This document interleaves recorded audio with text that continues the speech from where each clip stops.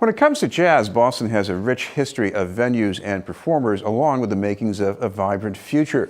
During the month of April, WGBH Radio will try to build a bridge between those eras through a series of events at the Boston Public Library that will highlight the music, the artists, and some books. To fill us in is our guest from GBH, also known as the Dean of Boston Jazz Radio, Eric Jackson. Thank you very much for being with us again. Oh, my pleasure, my pleasure. Thank you for inviting me. First of all, I've been listening to you for years on the radio, and I'm thinking, based at Copy Square Library, that's a hotspot for jazz.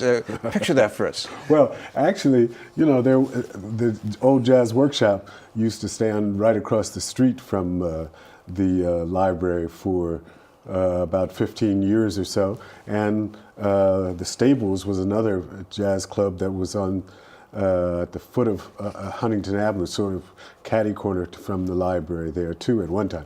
But no, WGBH has a satellite studio located in the library, right in the corner of, I think that's Essex and Boylston Street. And so we've been doing some live things. There are some regular programs that broadcast regularly from WGBH programs that broadcast regularly from there. But we've been doing jazz things there for the last year or two. Well, one of the things you're going to highlight with guests and books is the Boston jazz scene in the past. Tell us what you're going to be doing with that. Well, Richard Vaca spent a lot of time doing some research on the history of Boston jazz, finding all those clubs which were legendary. I certainly knew the names of many of them, had no idea where they were. He also, of course, unearthed other clubs that I had never even heard of, and just talked about some of the musicians who were active. His book, I believe, goes up to the 1950s. I don't think it goes up to the 60s, although I hear he has been working on a second volume of the book. But it's a wonderful, even if you just like the history of Boston, the pictures in his book are well worth seeing, because you just see Boston as it was in times gone by. What fascinates you in this? Is it just the performers, or are they mixing with the local people coming to listen to them, or what's going on? What's going on in those pictures? Yeah. And the pictures in particular, I think again, I think I'm excited by seeing what Boston used to look like. In fact, almost anywhere I go, if they have old pictures of the city of Boston, I want to look and see what Boston looked like in that time. But just the fact that some of these places are legendary to me, and it's like, oh, it did really exist, sort of thing, just to know that, yeah. Well, you're also featuring something about what does still exist in Boston, Wallys Cafe. Right. Eleanor Walcott has a book about that? Right. Now, she has a book, so I don't know about that. I thought she came in to give support to Richard Vaca. Some background here, okay. Right, because Eleanor has owned, her family has owned Wallys since 1947. Originally started on the exact opposite side of the street, and then some years ago moved on to that side of Mass Avenue where it is now.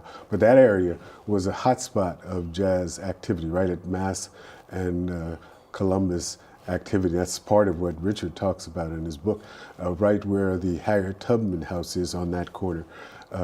That's where the Hi-Hat Club, which was one of the most famous jazz clubs in the country, as a matter of fact, sat right there at that corner. It also was an interesting spot, partially because of the segregation in the city. I'm told that you could see a number of well-known black entertainers walking around in that area, because that's where the barber shop was, that they would get the haircut. That's where that they could eat in the different restaurants. So if you were just walking down the street, you might walk into a Duke Ellington. I remember at Charlie's in the South End, there was a note tacked up on the wall from somebody who was performing with the Duke Ellington Band. It says, "I left my coat here, could you hold it for me?" Is that right? Yes. Really? Yeah. This is Beantown News, and we're talking with Eric Jackson from WGBH Radio. Eric, getting away a little bit from the local scene, you have one of the greats in jazz music, bass player Ron Carter, coming to town. What are you going to be talking about with him? Ron has out a new book, and so, in fact, I just talked to him maybe about a month or so ago when he was in town at the Regatta Bar. So at that time I hadn't seen his book, but this time I've seen his book. So we'll talk about his career.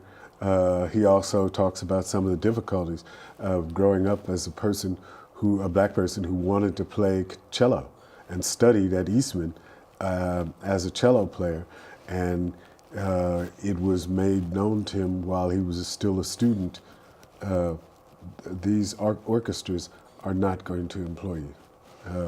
And that was the reason why he switched over to becoming a jazz bass player. It was interesting, he's known as a great jazz player, played with people, like Miles Davis, but he's played with classical musicians, he's played funk. I mean, this guy's been all over the place. He's the most recorded bass player in history, so the Guinness Book of Records says. So he has recorded with just about everybody, because he has, first of all, a knowledge of music, not just jazz, but his knowledge of music is so wide that if you could get Ron Carter, why wouldn't you? Another fascinating musician you're going to be having at one of these events is Laszlo Gardoni. Yes. He's from Hungary. He's based at Berkeley, and I've heard his music. Sometimes you get the tribute to Mahalia Jackson. On the other hand, he's got things that sound like they're from Hungary or Middle Europe somewhere. Well, I think he also studied jazz while he was at Hungary, but he studied at the Bela Bartok Institute there in Hungary, and I think he talked about the folk music that came out of Hungary, and he said that prepared him in a lot of ways with the rhythms and things like that for to play jazz. And he said he fell in love with jazz while he was there. So he does have that classical background. And I think his latest CD was a solo piano CD, which I can't remember the name of right now. But I think that shows some of his classical side. And then he has his wonderful jazz group that he works regularly with. Incidentally, this Thursday, he's going to be appearing at the Regatta Bar with his trio, too. No, he's going to be in an event dealing with jazz and pictures, and you're talking about some photos by Lou Jones. What can people look forward to if they could peek through the window of the library and see what's going on there? One of the things I've always admired about Lou is that his photography is just wonderful. I mean, I remember the classic pictures that he took of Miles Davis. Miles was at a gym somewhere in Boston, and he got to go into the gym and take a picture of Miles the boxer. That was one of Miles's hobbies. He envisioned himself as a boxer. And Lou got a chance to photograph Miles as the boxer, sitting in the ring and all of that kind of thing. But he's also taken a variety of pictures, not just pictures of jazz. He's traveled the world and taken award-winning pictures all over the world too. He's great photographer. I know you're the #1 ambassador for jazz in Boston. I just heard about the Beantown Jazz Festival not continuing as we know it. I mean, I picture you at that festival last year introducing performers. Right. How do you feel about this not being the same in the future? Well, I was just speaking to someone from Berkeley about that. One of the things that that comes to mind to me quickly is that festival actually started off as a little neighborhood festival.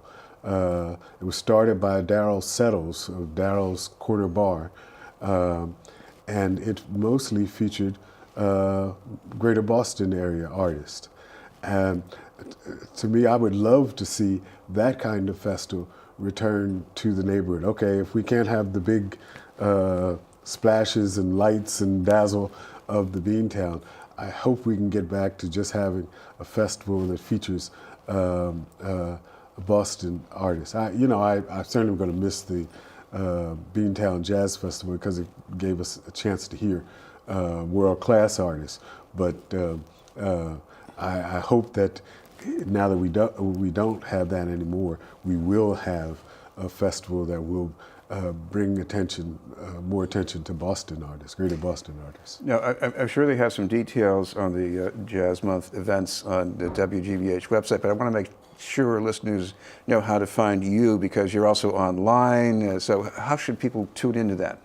Well, to catch these Wednesday events, Wednesday from 3 to 4 at the Boston Public Library, you can go to WGBH's Facebook page or to WGBH.org, and you'll find links so that you can view all of those things. All of these events will be live so that you can view those in case you can't get down to the library. We would love to have people come into the library, but we realize that at 3 in the afternoon, there are some folks who are just not going to be able to make it, but it will be live so that you can still catch the activities. You know, we'll interview in each program, or just about all the programs, we'll interview someone about their book, and then we'll have a live performance of music. So, and we also will talk with someone from the library about children's books on jazz too, which is another interesting topic too. There are a lot of books, children's books on jazz. No, we don't. Yeah. Thank you very much for being with us. Oh, my pleasure. Thank you very much. Eric Jackson from WGBH Radio.